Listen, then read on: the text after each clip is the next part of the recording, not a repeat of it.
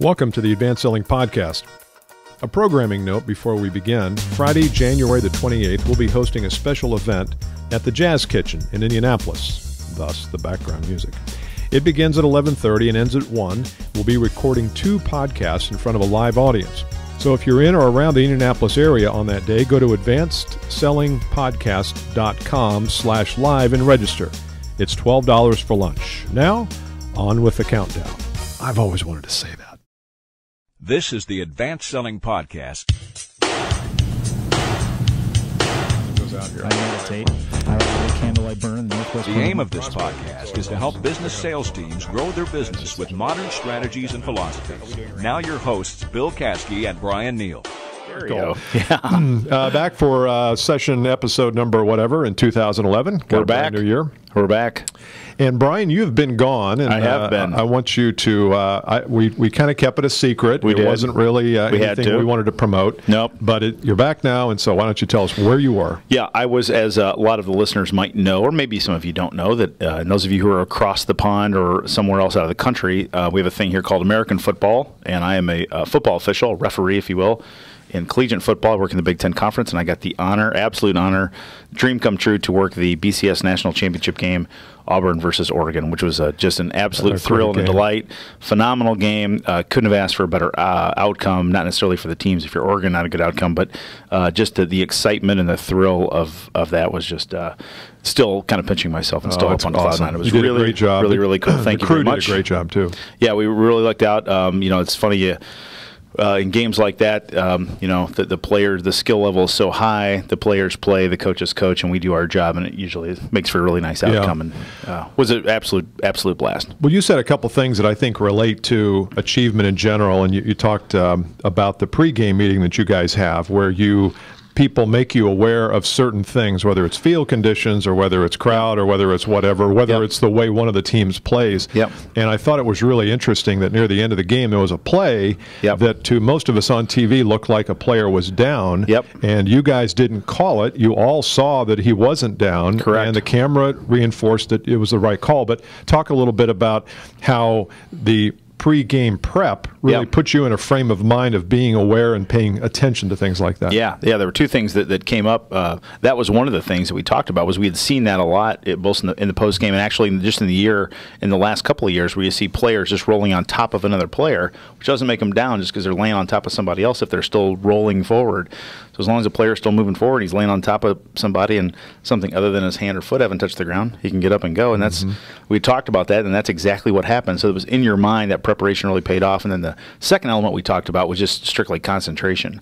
And the concentration, the focus level is so high at that point that you just see things in slow motion. Yeah. And I can still, to this moment, because I was standing probably 4 yards away from that player, I can just see everything that happened in slow motion, and it allows you to make that decision then in a very slow, concerted effort to say, no, he wasn't down. Yeah, that's great. And then the second thing that you talked about was just the sheer intensity of the moment and how you literally cannot be thinking of anything else, whether it's your children, who you love, your wife who you love, your family, any pressures. You are totally in the present moment. Yep. And I think we can all, to me, is a very difficult place to get to. Almost in that position, you have no choice. You just have to react that way. Yeah. But what about in, just generally, I think that the present moment is a gift that we can give ourselves, and it's hard to get there. Extremely hard to get there, and it takes, it's work to get there and to stay there. And that's one of the things that you train yourself over the years we do in the football field. That applies to a salesperson too, is you start to recognize those places in the game or during the situation where your mind does wander, because you can't, sometimes you control your thoughts to a point and then things sneak in there and you're like, where the heck did that thought come from? And so to really let things go, if you have a play that you watch that you thought you missed something or screwed something up, you've got to completely put that out of your mind and move on to the next thing. Otherwise you'll just clutter your whole performance. It's the definition of detachment. Completely. You detach from the past and you move on. And Yep, completely. Well, congratulations. Thank you very much. We're very proud of you. I appreciate that very much. I know the listeners, many of you knew that he was a football official, but we couldn't really say much about the BCS thing. So, way to go. I hope we didn't lose all of our Oregon listeners now because of that. So, well, you did your best there on that one point. Anyway. Yeah, find me on YouTube. Yeah. It's funny. Okay, topic today. Yep. We're going to talk a little bit about this idea of how does a prospect make a decision to use you as a vendor or us as a vendor? And we've talked over the years a lot about you've got to be really astute and adept at finding pain, finding the problem the customer has, which is maybe why he or she invited you into their office in the first place. And I had a situation a few weeks ago that I was the buyer, and the person did a pretty good job of finding my problem and having me reveal it to him, but did a lousy job at helping me distinguish between him and the other 3 or 4 people that I had talked to about this. Interesting. And I know that he's taken training, not from us, but I also know who he's taken training from. I'm aware of these folks' tactics in terms of how they train people. And he paid no attention. It went right from the problem that I said I had to his proposal. It went right there. And I felt like I felt empty. I felt like there was a non-caring attitude about my real issue, that really all that was about was selling me something. That's very good. And so my question to you, and maybe the conversation today, is what can we give or do or demonstrate that helps a person see that not only have I told the salesperson what my problem is, but also they've helped me see that they actually can solve it. They have expertise, wisdom, knowledge, whatever. And I don't know whether it's inserting another step in the sales process or whether it comes when it's time to recommend a solution. But I wondered what your thoughts were on that. I'm going to grab a drink of iced tea here. This one's yours. Could you move that a little? You want me to hold it up to your lips? Give you a sip. Thank you. Getting a little weird there. There's so much of this topic. We clearly don't have enough time to go into, I think, everything that goes here. But the first thing that comes to my mind is, do people really understand why they're asking pain questions in the first place? And I think one thing that occurs is people have been taught to ask pain questions, and it becomes a checklist item for them. And so they go, tell me some of your business problems and challenges, and and da-da-da. And then you say, well, we do this and that, we get this problem, and we drop phone calls, and da-da-da-da. So the person goes, okay, well, good. Da-da-da-da. Here's my solution. Yeah, I did. And so what we've done, we've trained people to find the pain. But it's a checklist item. They don't know why. I counsel our listeners now and my clients that process is your process to selfishly discern who earns your time in your proposal and who doesn't. In other words, I ask these questions not because A, it's a checklist item, or B, if you say the right thing, then okay, good, yeah, you got pain. It's time. Good. It's time. I ask them for, I don't even know if I'm going to spend more time with you. I don't know if there's anything I can do to help you, because perhaps there's not. And I'm really, really objective about it when I'm asking those questions. And so you use it selfishly for yourself to discern who gets your time. It's like an interview process. I mean, when you go, I've sat across the table from some people who have equity firms who have a lot of money to lend out. And these people pepper you with questions. It's like this intense, almost interrogation. We don't want that necessarily from a feeling standpoint. No, right. But they ask questions because they want to find out really quickly if they want to give you their money, right? And salespeople have to think about that, because that's what that is, right? That effort, time, and everything, that's all cash. If I'm a commission-based person, that's my money I'm spending every opportunity. So that's number one, is why do you do it? Do it selfishly to discern who gets your time and who doesn't, number one. And it's not a checklisty thing, okay? The second thing is, you talked about differentiation. We have a former client and a good friend of ours, Chris Stark, who gave me this sentence. I think it's brilliant, that you're judged most by the questions that you ask, not by the answers that you give. Okay. It's quotable, Chris Stark. So I would ask myself, when I go to ask my questions of someone, really, how different are my questions?